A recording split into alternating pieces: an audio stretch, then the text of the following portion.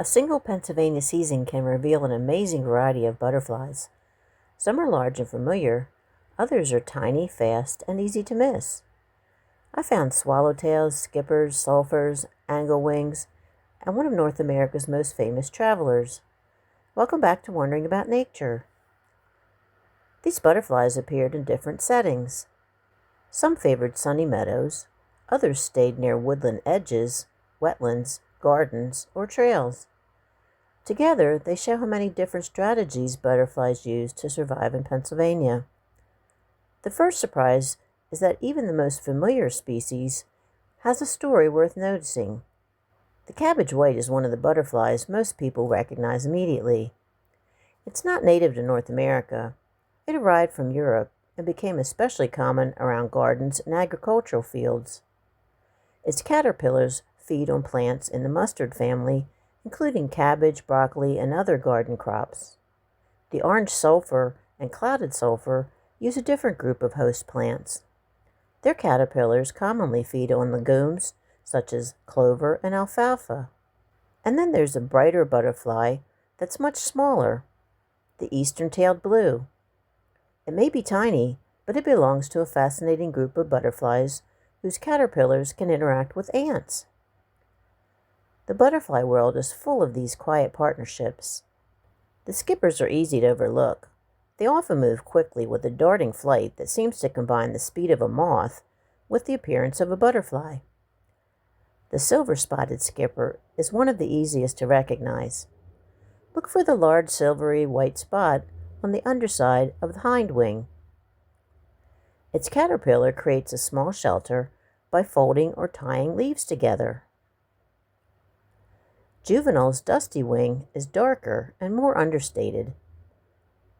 The broad-winged skipper adds another shape and flight pattern to the group.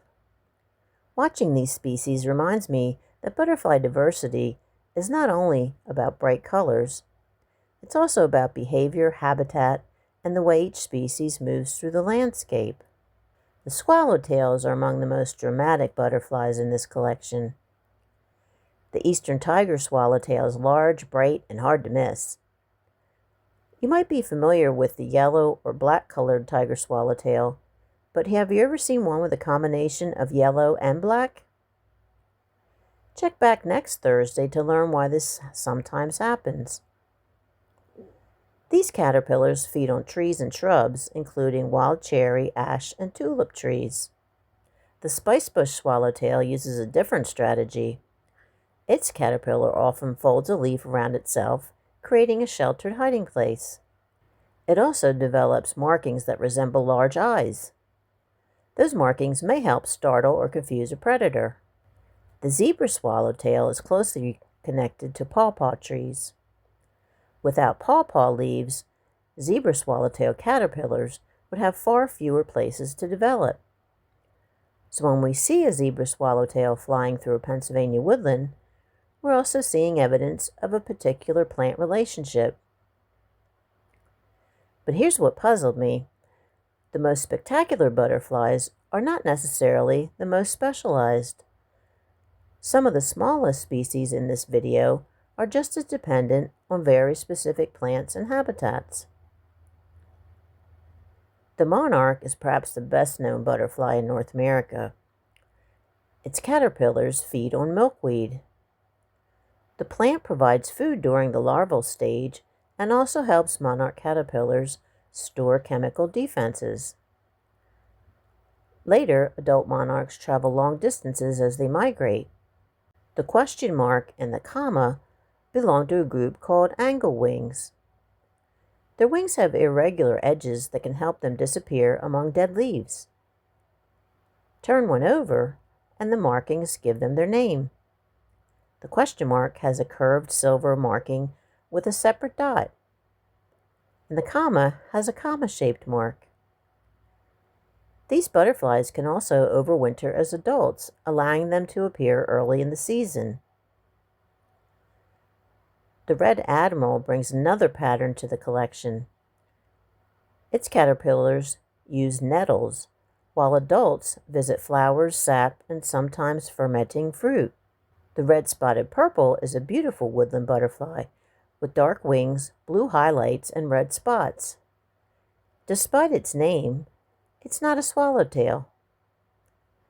Its appearance may also help it resemble less palatable species, giving predators one more reason to hesitate. The American lady often appears near open fields and flower-rich areas. Its caterpillars create small shelters among the leaves of their host plant. The pearl crescent and silver checkerspot show how much variation can exist among orange and black butterflies. Both are associated with open habitats and flowering plants, especially members of the aster family. Then there's the variegated Fritillary. Its patterned wings can almost look like stained glass when the butterfly is resting with its wings open. Together, these species make one point very clear. There's no one single Pennsylvania butterfly. There are many forms, many habitats, and many relationships hidden in plain sight. A butterfly doesn't need to be rare to be remarkable.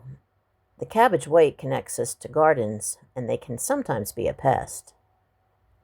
The zebra swallowtail connects us to pawpaw trees. The monarch connects us to milkweed and migration. And the anglewings connect us to leaves beneath our feet.